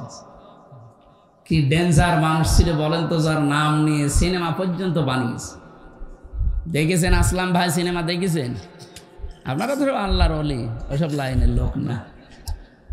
ওনার জীবনী নিয়ে ওইটা বানিয়েছে। কি নাম, নামের আগে সুইডেন লাগিয়ে দিয়েছে। এই জন্য নাম বাবা হিসাবে এমন একটা অর্থবোধক নাম আলেমদেরকে জিজ্ঞাসা করে রাখবেন, কিয়ামতে আল্লাহ যখন বিচারের কাঠগড়ায় দাঁড় করিয়ে দেখবে না, এর মাফ করার কিচ্ছু নেই, অন্তত নামটা দেখে যেন মাফ করে দেয়। কিয়ামতে আল্লাহ মরিয়ম এ নামে যখন ডাক দেবেন, লক্ষ লক্ষ মরিয়ম হাজির হয়ে যাবে। আল্লাহ পাক বলে, আমি এত মরিয়ম চাইনি, আমি চেয়েছি ঈসা নবীর মা মরিয়মকে। মরিয়ম নামের মেয়েরা বলবে, রব্বুল আলামিন তুমি তো ঈসা নবীর মা মরিয়ম ডাক দাওনি, বলেছো মরিয়ম। দুনিয়াতে তোমার হুকুম না মেনে একবার ভুল করেছি, আজকে তোমার এই হুকুমে সাড়া দিয়ে আমরা হাজির হয়ে গেছি। আল্লাহ পাক বলেন, আমার রহমতের জরিয়ায় জোশ পয়দা হয়ে গেছে, যা ঈসা নবীর মা মরিয়মের সাথে যার নামের মিল আছে, আমি আল্লাহ তাদেরকেও আজকে মাফ করে দিলাম। বাবা যারা আছেন অর্থবোধক নাম রাখবেন, কিন্তু আমি এটা আমার সাবজেক্ট না হলে ইঙ্গিত দিলাম। আমাদের নাম মুসলিম জাতির পিতা হিসাবে ইব্রাহিম নবী রেখেছিলেন। আল্লাহ পাক বলেন, তিনি ইন্তেকালের আগে তার সন্তানদেরকে ডাক দিলেন, এমনকি ইয়াকুব নবী, এই দুইজন নবীর আয়াত এটা, তারা দুইজন ডাক দিয়ে বলেছিলেন, ইয়া বুনাইয়া, হে আমার কলিজার টুকরা সন্তানেরা, ইন্নাল্লাহা আসতাফা লাকুমুদ্দিন। ভালো করে শুনবেন, অবশ্যই আল্লাহ নির্বাচিত করেছেন, চয়ন করেছেন, পছন্দ করেছেন, তোমাদের জন্য মনোনীত করেছেন দিন হিসাবে। কি হিসাবে? কি দিন? কি না না, এখানে আল্লাহ বলেন লাকুমুদ্দিন, তোমাদের জন্য একটা দিন আল্লাহ নির্ধারিত করলেন, নির্বাচিত করলেন, পছন্দ করলেন, চয়ন করলেন। এখন এই যে নির্বাচিত যে দিনটা, এর কি সারা দুনিয়ায় এখন দিন আছে প্রায় ৪৫০০।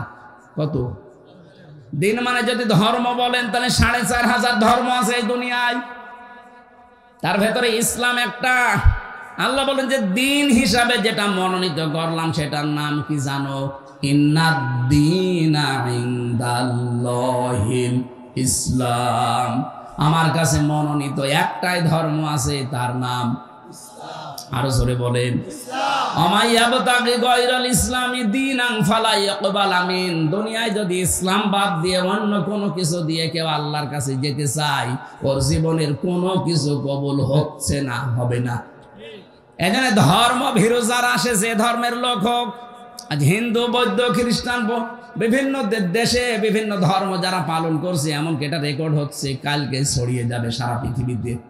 আমি আহ্বান জানাবো আপনাকে, আমি ইসলাম ধর্ম গ্রহণ করার জন্য বলছি না, কিন্তু ইসলাম গ্রহণ করা যায় যেটা পড়লে আপনি কোরআনটা একটু পড়েন, ইংরেজিতেই পড়েন, উর্দুতে পড়েন, ফার্সিতে পড়েন, হিন্দিতে পড়েন, ৪৫০০ ভাষায় এই কোরআন এখন রূপান্তরিত করা আছে, ব্যাখ্যা করা আছে। আমি আহ্বান জানাচ্ছি অন্য ধর্মের লোকদেরকে, আপনি ইসলাম গ্রহণ করতে আমি বাধ্য করছি না, কারণ ইসলামে জোর জবরদস্তি লা ইকরাহা ফিদ্দিন, আমাদের দিন যেটা ইসলাম, এখানে কোনো জবরদস্তি নেই, কোনো বাড়াবাড়ি নেই। আপনাদের আমরা বলছি আপনি একটু মেনে নেন, একটু পড়েন কোরআনটা, আরবিতে পড়েন আর ইংরেজিতে পড়েন পুরাটা একবার যদি আপনি শেষ করেন, আর যদি মানুষ হয়ে থাকেন, মানবতা একটু কাজ করে, বিবেক, আপনি দেখবেন মুসলমান না হয়ে পারবেন না। কারণ দুনিয়াতে একটা শান্তির ধর্ম আছে। 800 বছর এই পৃথিবীটা, আমাদের এই অঞ্চলটা মুসলমানরা স্বাধীন চালিয়েছে রাষ্ট্র, এই ভারতবর্ষ। কত 800 বছর যদি আমাদের ধর্মে জোর জবরদস্তি থাকতো, আল্লাহর কসমে 800 বছরে ভারতবর্ষে একটাও হিন্দু পেতেন না। ওই আমরা তো এটা করি নাই। অথচ এই কয়েক বছরের ভেতরে আপনারা মোদির শাসন আমলে দেখতে পাচ্ছেন মুসলমানদের মসজিদের সামনে যে ওরা উলু দিচ্ছে। আপনারা যদি এইগুলো করেন, বিশ্বে কিন্তু আপনারা একা না, মাত্র 120 কোটি হিন্দু আছে তামাম দুনিয়া মিলে, আর তামাম দুনিয়ায় 175 কোটি মুসলমান। কত? সব চাইতে বেশি আছে হিন্দু ধর্মে 220 কোটি। 230 কোটি খ্রিস্টান, তারা সব চাইতে বেশি আছে জাতি হিসাবে 2 নম্বরে। কিন্তু আমরা একেবারে ফেলে দেওয়ার মতো না। ঝামেলা করলে সারা পৃথিবীর মুসলমান যদি এক হয়ে যায়, শেষে আর পোড়ানোর মতো হিন্দু পাওয়া যাবে না। এজন্য আমরা সব মিলেমিশে থাকতে চাই। আজ ভারতবর্ষে যা করছেন, এটা দেখলে আমাদের কান্না আসে যে আপনাদেরকে আমরা 4 ভাগ 96 ভাগ মুসলমান, আমরা মাত্র 4 ভাগ আপনারা জামায়া ধরে রেখেছি। এক কথা বলছেন না কেন? 800 বছর শাসন হয়েছে, একটা মানুষকেও জোর করি না যে মুসলমান হওয়াই লাগবে, এখনো করি না। শুধু বলছে আপনি পড়েন, ধর্মীয় গ্রন্থ যদি সত্যি পড়েন আপনার বিবেকে নাড়া দেবে। পুরাটা একবার পড়ে দেখেন। এই যে লরেন বুথ, টনি বেলাওয়ারের শালিকা, 3 বছর কোরআনে কারিম একাধারে পড়ার পরেও খ্রিস্টান মুসলমান হয়ে গেছে। সাংবাদিকরা জিজ্ঞাসা করছে, আপনি খ্রিস্টান জাতিতে আপনি মুসলমান হয়ে গেলেন কেন? লরেন বুথ বলছে, দেখেন আমি কোরআনে কারিম মুসলমানদের ধর্মীয় গ্রন্থ পুরা 3 বছর টানা টানা করে পড়েছি, আনা কম সানা কম করে না, বুঝে বুঝে পড়েছি ব্যাখ্যা সহ। 3 বছর আমি 53 জায়গায় লাল দাগ দিয়েছিলাম। ওরা বলে আমাদের ধর্মীয় গ্রন্থ কোরআনে কোনো ভুল নেই। আমি পেয়েছি 53 জায়গায় লাল দাগ দিয়ে দিয়ে ভুল ধরলাম। তো আল্লাহ যেখানেই ভুল ধরি দেখি তার পরের আয়াতে, পরের পাড়ায় আল্লাহ এই জবাব 1500 বছর আগে দিয়ে দিয়েছে। শেষে আমার জীবনের ভুল ধরা পড়ে গেছে। আমি আর নিজের ধর্মেই থাকি নাই, চলে এসেছি ইসলামে। লরেন বুথ কিন্তু যেমন তেমন মেয়ে লোক না। টনি বেলাওয়ারের শালিকা, অনার্স মাস্টার্স এবং পিএইচডি করা একজন মহিলা। এই মহিলা যদি এই অবস্থায় 3টি বছর কোরআনের কাছে এসে নিজের ধর্ম বাদ দিতে পারে, বাংলাদেশ সহ বিশ্বে যারা অন্য ধর্ম মানেন, আপনি যদি সত্যিই পরবর্তী যে জগৎ আসতেছে এটা বিশ্বাস করে থাকেন, আমরা পরকালে বিশ্বাসী, আর হিন্দুরা পুনরুজ্জন্মে বিশ্বাসী, যে ওরা আর একবার জন্ম নেবে, আবার আসবে। যদিও এটা বাস্তবতার সাথে মেলে না। এজন্য আহ্বান জানাবো, আপনারা আসেন, আমাদের ধর্মীয় গ্রন্থ এটা সবার জন্য উন্মুক্ত। আপনাদের অন্যান্য ধর্মের মতো না যে ধর্মীয় গ্রন্থ খালি ওই ঠাকুররা পড়তে পারবে আর কেউ পড়তে পারবে না। এটা সবার জন্য, সে যেই হোক। কথা বলেন না কেন? হাদা বায়ানুল লিন্নাস হুদাল লিন্নাস। মানুষ আপনি পড়েন, আপনাকে পরিবর্তন করতে কোরআন বাধ্য করবে, এমন কিছু আল্লাহ এর ভেতরে দিয়ে রেখেছে। তাহলে এই যে ষড়যন্ত্রগুলো হচ্ছে, এটা আশা করি বন্ধ হয়ে যাবে। তাহলে দিন হিসাবে আল্লাহর কাছে মনোনীত ইসলাম। ইসলাম বাদ দিয়ে অন্য কোনো নিয়ম নীতি দিয়ে আল্লাহকে রাজি করা যাবে না। 4500 ধর্মের কোন ধর্ম আল্লাহর কাছে গ্রহণযোগ্য না, শুধু ইসলাম বাদ দিয়ে। সুতরাং যারা ইসলাম পেয়েছি, ইসলাম মানি, বলেন আলহামদুলিল্লাহ।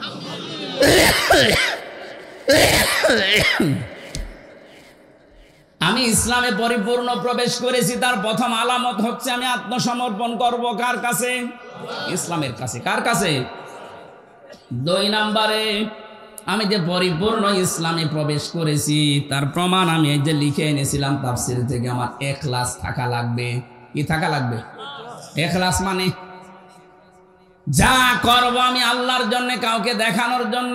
কিছু যদি দানও করি আমি লোক দেখানোর জন্য করি না, এটা যা করি প্রকাশ্যে গোপনে কার জন্য? এটা যখন তৈরি হবে 100 ভাগ, তখন আপনি বুঝবেন যে হ্যাঁ আপনি ইসলামে প্রবেশ করেছেন। 3 নম্বরে আপনার চরিত্র হওয়া লাগবে উন্নত চরিত্র। আজ আমাদের চরিত্রের যে অভ্যাস, সামনাসামনি দেখলে বোঝা যায় না, পেছনে ওর চরিত্র শয়তানের চাইতে খারাপ। এখানে বহু মানুষের মোবাইল আছে, এমন দৃশ্যগুলো মোবাইলে রেখে দিয়েছেন সেভ করে, নিজের জিনিস দেখলে আনন্দ পায়, অন্য কেউ দেখলে লজ্জা পায়। এরকম দৃশ্য নেই? বলেন, এটা উন্নত চরিত্রের কাজ, যেটা আমি নিজে দেখবো, আমার বাবাও দেখতে পারবে। কথা বলেন না কেন? আর আমি দেখলে আনন্দ লাগবে, অন্য কেউ দেখলে আমার কাছে লজ্জা লাগবে। এটাই তো চরিত্রের মহা অবক্ষয়। যাদের কম্পিউটারে মোবাইলে এরকম দৃশ্য আছে, এই মুহূর্তে এটা ডিলিট করা লাগবে। কারা কারা এরকম অদৃশ্যগুলো ডিলিট করবেন? হাত তোলেন তো। একজন দেখি, মোবাইল দেখি। বাটন মোবাইল খাবে, বাটন মোবাইল। তোর মোবাইলে কিছু আছে? খালি ওর মনে হয় বান্ধবের নাম্বার সেভ করা আছে, তাছাড়া কি থাকবে? যাদের এরকম এই যে স্ক্রিন টাচ মোবাইল আছে, যা সেভ করে রেখেছেন, নিজে দেখলে আনন্দ পান, অন্য কেউ দেখলে লজ্জা পান, ওটা ডিলিট করা লাগবে। উন্নত চরিত্র করতে হলে লাইনে না গেলে আপনি পারবেন না। 4 নাম্বার, আপনার আকীদা বিশুদ্ধ হওয়া লাগবে। আজ বাংলাদেশ জামাত ইসলামের যারা আছে, এদের একটা মিথ্যা তহমত লাগিয়ে দেয় যে এদের আকীদা ঠিক নেই। তোমার আকীদা এত ভালো, একটু ফাঁসির দড়ি গলার কাছে আসুক, আকীদা সব বেরিয়ে যাবে। সুতরাং এই উল্টা পাল্টা ফতোয়া দিয়ে মজলুম একটা দল এই বাংলাদেশে, এই 53 বছরের সবচাইতে বেশি জুলুমের শিকার এই বাংলাদেশ জামাত ইসলামী। এই মজলুম দলের উপরে মিথ্যা তহমতটা দিয়ে নিজের গোনার পাল্লা ভারী করাবেন না। তাদের আকীদা ঠিক নেই, আপনার আকীদা খুব ভালো আছে। আপনার যে সমস্ত বইপত্র লেখা, ওর ভেতরে আকীদার তো আও নেই, শুধু বেআকিদার কথা লেখা। আর উল্টা পাল্টা যে ফতোয়া দিয়ে এদের আন্দাজে ভুল ধরেন, এদের পুরা বইটা পড়ে দেখবেন, আকীদা বাংলাদেশের সবচাইতে আকীদা শুদ্ধ এদের আকীদা। খালি ফতোয়া দিয়ে বেড়ায় মানুষের বিরুদ্ধে, নিজেরটা ঠিক নেই। 5 নম্বরে, শুধু আকীদা শুদ্ধ হলে হবে না, লেনদেনে স্বচ্ছ থাকা লাগবে। বাংলাদেশে এইটা সমস্যা বেশি।